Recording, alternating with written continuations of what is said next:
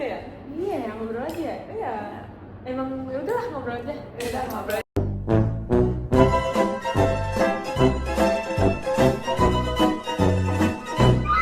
Ya, halo guys, welcome back podcast with us. Jadi pembahasan kali ini kita bakal bahas tentang Filsafat, menjadi orang filsuf.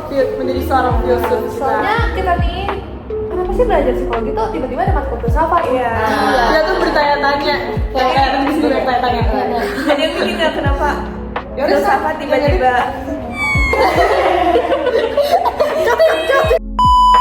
Oke, jadi sebenarnya filsafat tuh apa sih, kayak sekarang tuh sering banget gak sih ngomong orang tuh filsafat.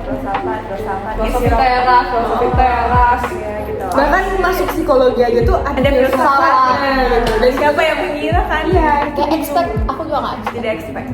Bahkan ada yang bilang filsafat tuh kayak ilmu yang menyimpang. Oh iya.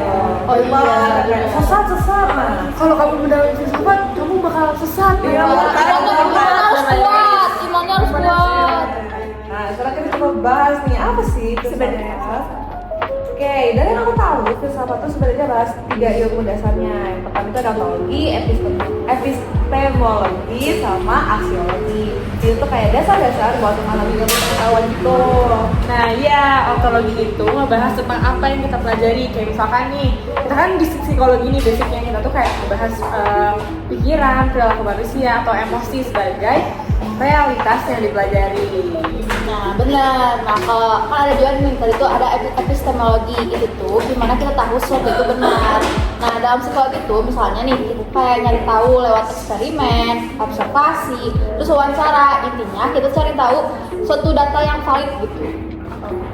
nah kan dari situ ada 3 kan, ada ontologi, ada epistemologi, sama aksiologi. Nah kalau aksiologi itu apa? Karena itu tuh kayak jarang banget aku dengar gitu. Nah, kalau aksiologi itu kayak soal nilainya gitu. Jadi kayak gimana sih ilmu itu tuh bisa dipakai dan apa manfaatnya gitu. Salah satu contohnya tuh kayak hasil penelitian psikologi nih. Kita kan pasti praktikum. Iya dong, semester 2. Betul. Apa itu? Itu bisa tentang kesehatan mental atau share. Nah itu tuh kan nanti bisa dipakai buat membantu orang-orang yang lagi cemas, lagi depresi, lagi butuh bantuan psikolog gitu. Nah betul banget tuh. Kalau misalkan dari ontologinya itu kayak pertanyaan apa sih yang ada gitu. Kalau dari epistemologinya itu gimana sih kita tahu itu. Kalau dari aksiologi itu kayak untuk apa sih ilmu itu tuh gitu loh. Oke. Nah kalau misalnya nih di kehidupan sehari-hari itu kayak apa ya?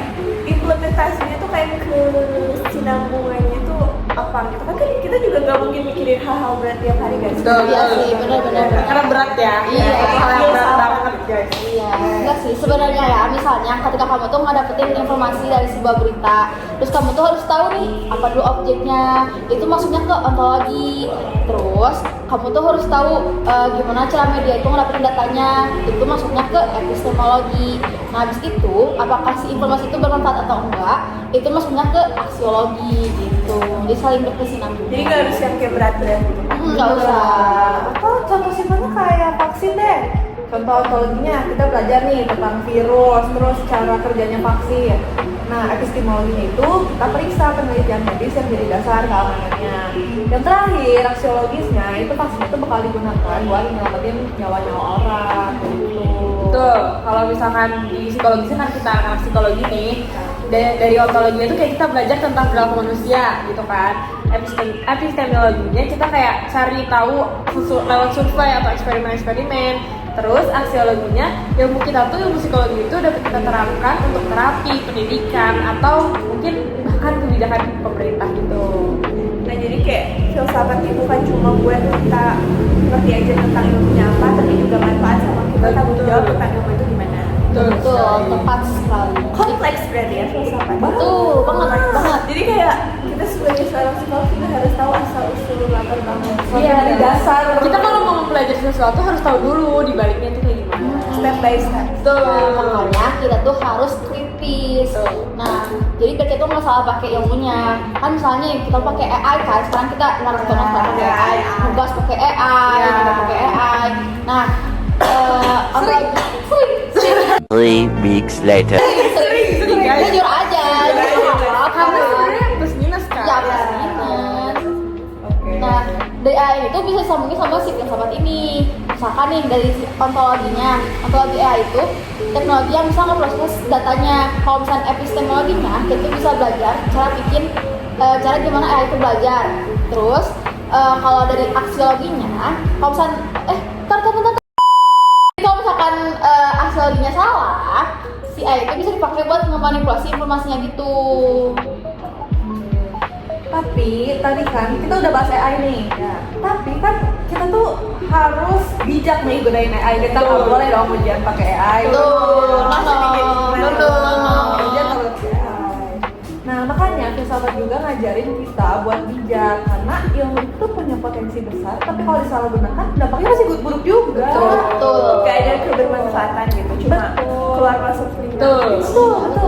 Nah, makanya penting juga buat kita terus terbuka terhadap perkembangan ilmu karena kita tuh zaman terus berkembang ya, makanya pasti bakal terus ada perkembangan ilmu dan itu tuh termasuk dari bagian epistemologi itu. Nah, habis ngobrol gini tuh aku jadi ngerti kalau filsafat itu tuh nggak cuma soal teori, tapi juga cara berpikir kita tuh harus gimana dalam mencikapi suatu fenomena. Betul. Nah, dengan kita jadi paham ontologi, epistemologi, aksiologi, kita tuh jadi lebih bijak dalam memahami dan menggunakan ilmu. Jadi nggak asal ambil tepas gitu. Iya. Kayak hal-hal yang kemarin kita nggak sadar aja yang dibahas sama bapak tuh yang tentang jam tangan itu kan kita nggak sadar kan. Tapi kalau misalkan kita telah kita teliti tuh ternyata ada manfaatnya, terus ternyata kita jadi tahu dasar-dasarnya, Filosofinya. Iya, filosofinya.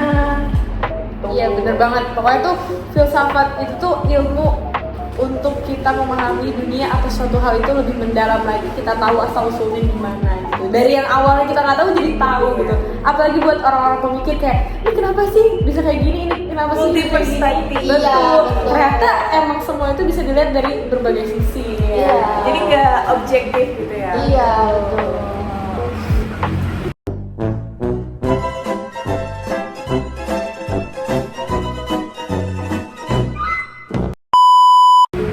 Ya, pokoknya intinya kita harus bertanggung jawab lah sama hal yang kita dapetin. Pokoknya kita jangan berhenti buat belajar. Terus jangan lupa untuk selalu kritis.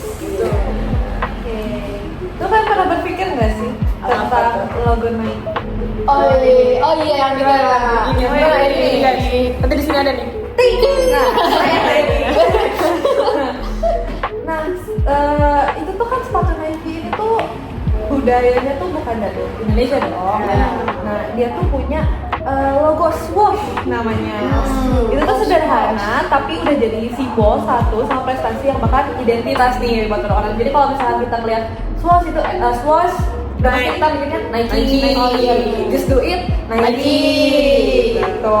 Jadi hal simpel tapi bikin kita tuh setiap ngeliat itu tuh udah pasti Nike. Nah, itu tuh pasti penciptanya tuh punya latar belakang juga untuk nyiptain itu. Pasti ada maknanya. Nah, menurut aku baca nih, Nike itu adalah sebuah mesin pemasaran yang sangat efektif, di mana mereka itu berhasil menciptakan sebuah merek yang tidak hanya menjual produk, tapi juga menjual gaya hidup. Karena Nike ini nggak cuma jual sepatu dong, ada baju, ada benar, ada tas. Udah Iya, dan orang-orang tuh pasti ketika diiming-imingi dengan merek Nike tuh kayak wah iya. Langsung kayak branded gitu. branded gitu. Anak Nike abis. Pokoknya gini dikit Nike. Ya. Pokoknya ada orang gaya gini Nike. Jadi orang yang gayanya gitu tuh Nike. dia brand ambassador. Iya. Gitu, oke. Jadi mungkin percakapan simpel kita segini aja ya. Iya. Karena untuk merek kalian udah pernah dibahas sama bapaknya. Apple, ya Apple. itu udah pernah dibahas. Rolex, Rolex. Tapi sekarang kalian jadi lebih tahu kan Iya. apa sih kalau gitu ada filsafat gitu. Iya. Jadi kan nanti kita tuh menghadapi satu kasus tuh kita nggak melihatnya tuh dari satu sisi pandang aja. Iya. Gitu. Jadi intinya filsafat adalah ilmu yang belajar sesuatu dari dasarnya. Iya. Gitu. Dan sangat berguna bagi kehidupan. Iya. Betul banget. Karena ngobrol gini tuh membuat pandangan kita. Iya, jadi nggak cuma insight baru. Iya. Oke. mungkin udah cukup segitu aja Segitu aja. Saya Dianina Kamila. Aku Valida Sabian. Aku dari sini ketika Aku Siti Kusma Dewi. Sampai bertemu di podcast selanjutnya. Bye. Naikin.